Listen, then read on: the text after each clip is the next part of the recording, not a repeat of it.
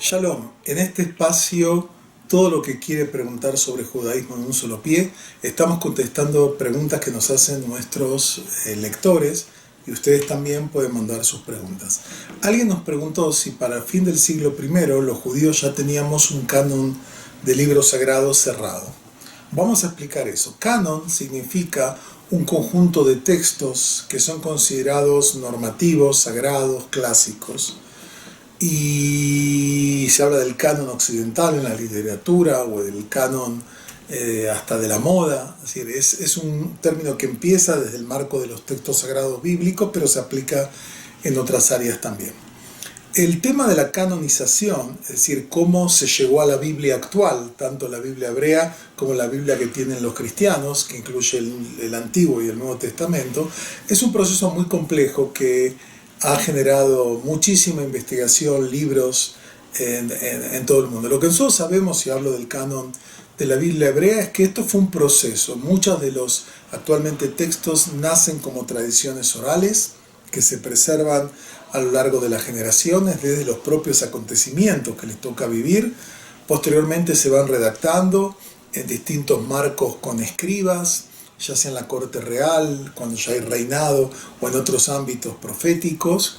Y estos textos posteriormente se van integrando y se habla de etapas en el proceso de construcción del canon bíblico. Una primera etapa es la constitución de lo que es el Pentateuco, los 5 libros de Moisés, que para la mayoría de los académicos bíblicos se consolida después del exilio babilónico, es decir, hace unos 2500 años, cuando los judíos llevan al exilio las tradiciones literarias, orales y escritas, y las van a elaborar y las van a integrar en el Pentateuco. Posteriormente, hasta el siglo II, se empiezan a conformar los textos proféticos que se atribuyen a determinados profetas, que a veces es más de uno, como el caso de Isaías, donde del capítulo 1 al 39 es un profeta y del 40 en adelante es otro profeta, por el estilo, por el mensaje, por varios factores tanto lingüísticos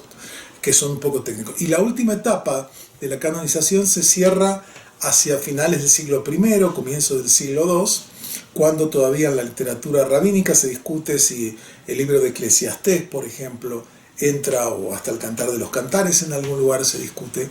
Es decir, es un proceso que tomó generaciones, tomó siglos, pero finalmente se consolidó. Una vez que se canoniza, es decir, es considerado un texto sagrado, los libros que entran son considerados inspirados, sagrados, y por lo tanto se preservan, se cuidan, y ahí nace en el judaísmo todo el proceso de la interpretación. Aunque viene de antes, ahora viene el proceso, está el texto sagrado, está el qué, ahora viene a interpretar el cómo y el por qué. Y eso ya es otra historia. Si te interesa profundizar de estos temas y otros, te invitamos a acercarte a nuestras redes sociales en la Universidad Hebraica de México.